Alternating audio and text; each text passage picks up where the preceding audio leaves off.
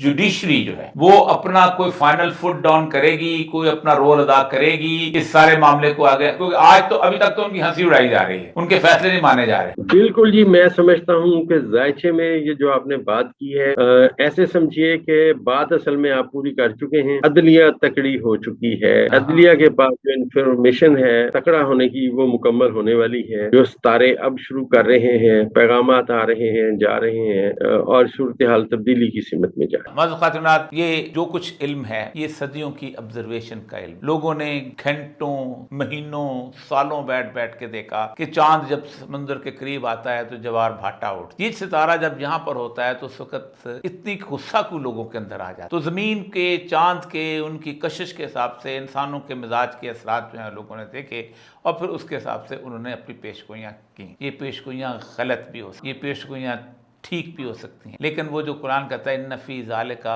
लिआयातिन लिक़ौमिन याक़िलून, हमने इनमें अक्ल वालों के लिए निशानियाँ रखी हैं। अब ये क्या निशानियाँ हैं?